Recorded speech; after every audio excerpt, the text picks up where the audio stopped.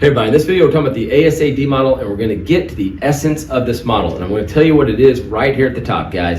It is the relationship between your full employment output, which is your potential output, which is shown by the LRAS curve, okay? What I like to say is a vertical line. What's important about a vertical line is a horizontal distance. That's right. When you see a vertical line, you think horizontal distance. So this model is all about the relationship between that potential or full employment output and your actual output, okay? Your equilibrium output. Now I'm throwing a couple of synonyms at you right off the bat, okay? We have this thing called equilibrium output. That is your actual output. That's where you're actually at, which is always the intersection of SRAS and AD. Now this graph, you can see it's a bit confusing, right? I've got two different scenarios on the same graph. So when we're looking over here at this dot and the intersection of this SRAS and AD curve, ignore this one over here. You just want to be looking at this intersection point and this curve right there. But also, I've got the other scenario, a situation where our actual or equilibrium output is less than our full employment or potential output. So our equilibrium or actual output is less than our full employment and potential output. This model, again, at its essence, is the relationship between YE and YF, between YE and YF. And again, I'm showing two different scenarios on the same graph. So let's get to it, okay? Let's start with this intersection point. So again, when we're focused over here, ignore this right here, okay? So we got this SRAS curve, this AD curve, and we got this LRAS. We have a situation where our actual output, our equilibrium output, is more than our potential, our full employment output. Now, how can that be? How can you produce more than what you would produce at full employment? How can you produce more than your potential? Because in the short run, okay, you can basically press down on structural and frictional unemployment. So what do I mean by that? When you're at full employment, you have zero cyclical unemployment, but you do have structural and frictional unemployment. And when you are over here, economists will say you have negative cyclical unemployment. Now, I've had many students say, what the heck is negative cyclical unemployment? How can you have negative unemployment? And what I tell them is you can temporarily, during these boom times, and that's what these are, when your output is greater than your full employment or potential output, you're in boom times, you can temporarily push down on structural and frictional unemployment. Just temporarily though, because it puts a lot of upward pressure on wages, and those wages will go up and you will return back to full employment. But let me just talk to you about that just for a second. When you are booming, your labor market is super tight. What that means is businesses are going to have a very hard time finding new workers, right? Again, you're producing more than your full employment output. And how did you produce more? You did hire more workers. You do have negative cyclical unemployment. So to get your output from there all the way to there, you hired more workers, and it was hard to find those workers. In fact, as you hired more and more and more and more and more, or I shouldn't really say you, as the economy did, because we're at the aggregate level, right? We're talking about all businesses. As businesses hired more and more and more and more and more and more, you're pressing down. And I think of like structural and frictional as kind of like springs or something really tight, hard to press down on springs, but you can't kind of push down on them a little bit in the short run. And what again do I mean by that? When you're booming and it's hard to find workers, here's what businesses will do. They will hire the structurally unemployed. They'll say, hey, I know you don't have the skills, but I need workers, so I will hire you and do on-the-job training, okay?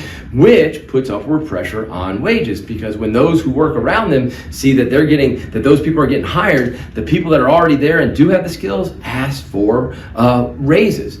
You can also press down on the frictionally unemployed. How do you do that? Well, you can give them signing bonuses to get them to stop their searches a little bit early, or if somebody tries to quit to go find another job, which they will do during booming times, you could give them pay raises. And when you do that, you put upward pressure on wages. So again, when we are producing more than our full employment level of output, we are in an inflationary gap. And when we use that word inflationary gap, here's what we mean. It's not how we got there. It doesn't mean it was inflation that caused us to go out there. That's not at all what it means. What it means is when your YE is to the right of your YF, you, if you do nothing, are going to have inflation. And why are you going to have inflation? Because wages are going to go up. So again, when you're producing more than your full employment level of output, when you're producing more than your potential output, workers are incredibly scarce. workers are hard to find. So the price of labor is going to go up. Again, we're temporarily pushing down on structural and frictional. Now, the words we use is negative cyclical, but negative cyclical just means that you're temporarily kind of cutting in to those kind of longer term trends of structural and frictional. And when you do that, it should make sense to us. Wages are going to go up. When workers are really hard to find, and we're doing everything we can to get frictionally unemployed workers to stop their searches or not quit to go become frictionally unemployed or structurally unemployed workers, we're hiring them and giving it to train them because they don't even have the skills, but we're still willing to hire them. That upward pressure on wages is going to cause that SRAS curve to shift to the left. So why is that SRAS curve shifting to the left? Because of those wages going up. When the cost of inputs go up, SRAS decreases, okay? But that is inflationary. Notice the intersection of SRAS and AD, that price level is just climbing up. So when we are producing more than our full employment output, we have an inflationary gap. If we do nothing, if we let the economy self-correct, if we allow the economy just to move back to full employment, the process by which that is going to happen is wages are going to start going up. And as wages go up, the cost of labor goes up, you'll see production reduce, but the price level go up. You'll get inflation, so an inflationary gap. Now let's talk about this one. This one is called a recessionary gap, but the old name it used to go by was a deflationary gap, and I kind of am sad that we don't use that term anymore, okay? So yes, when our output is less than full employment, we are in a recession, no doubt about it. We're in bust times, okay? But I like the term deflationary gap. And what does that deflationary gap mean? It means if we do nothing, if we just let the economy just work itself out and return back to full employment, the process by which that is going to happen is going to be wages are going to go down. Now, why is that? Because when you're producing less than full employment, the reason you're producing less is because you've let workers go. You've laid off workers. Your cyclical unemployment is positive. It is much easier to find workers. In fact, if you put a help wanted sign, you're probably going to get a line of workers out your door, okay? And so what happens in this particular situation where you have this kind of surplus of available workers, where it's easy to find workers, where there's a lot of work, a lot of unemployed people, a lot of people actively seeking work, okay, is wages will eventually begin to go down. And as wages go down, as that cost of production goes down, your SRAS curve is going to shift to the right. Your SRAS is going to increase as those wages go down, okay? The cost of production goes down, SRAS is going to increase. Now take a look, guys. As SRAS increases, the price level is going down. That is deflation. Let's go back to this one again, where we're booming, we're producing more than full employment, where it's really hard to find workers. Wages are going to go up, and those wages going up are going to cause inflation. That's right. The increase in the wages, that increase of cost of production is going to cause SRAS to shift to the left, and you'll see that price level go up. This right here is an inflationary gap.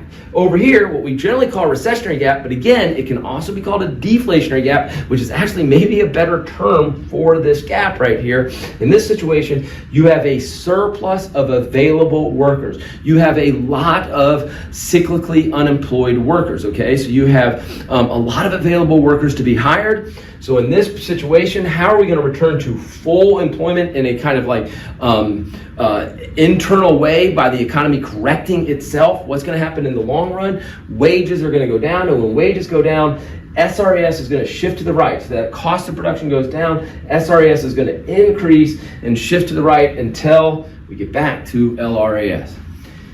If we allow the long run adjustment to take place, that self-correction mechanism to take place, guys, we will always return to our LRAS. And what's going to shift is our SRAS. And what is going to change is wages. Because you see, here is the key, guys. When YE is greater than YF, we have an imbalance in our labor market. We have a shortage of available workers. Wages are going to go up, and SRAS is going to shift back this way, and we're going to get the inflation, and that's why it's called an inflationary gap. It's an inflationary gap because if we do nothing, we're going to get inflation. And in this particular situation, where we have an abundance of available workers, a surplus of workers, where we have an imbalance again in our labor market, but this imbalance is not a shortage like over here. This imbalance, when we're over here producing less, is a surplus of workers. What's going to happen is those wages, the price of labor, is going to go down. SRAS is going to increase. And again, SRAS is going to shift in the long run if we allow, again, that self-correction, that long run to happen. Now, before I close out this video, okay, the term again, inflationary gap, means if we do nothing, if we let the long run happen, we're going to have inflation. Deflationary gap, which again is a recessionary gap. If we do nothing, if we let the long run happen, wages are going to go down and we're going to get deflation. But in both situations, we could have intervened.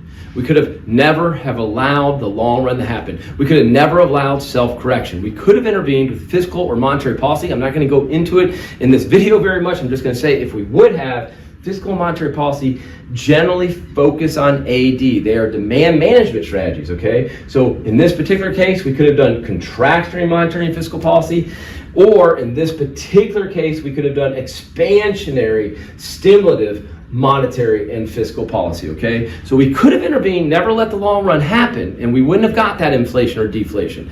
Those terms, inflationary gap and deflationary gap, have to do with if we do nothing, if there's no intervention, if we let the economy kind of work itself out, if we let the economy self-correct, the imbalances in our labor market, and in both situations, we have imbalances in our labor market, and what gets rid of imbalances are price changes of that thing. If the labor market is an imbalance, the price of labor is wages. And what's going to get rid of the imbalance again in that labor market are wages changing. Surplus of labor, wages go down, deflation. In this particular case right here, shortage of workers, price of workers is going to go up, price of labor is going to go up, wages go up, SRAS declines, inflation. Anyhow, hope you made it through that video. I hope that makes things a little bit clearer, and I hope to see you in the next video.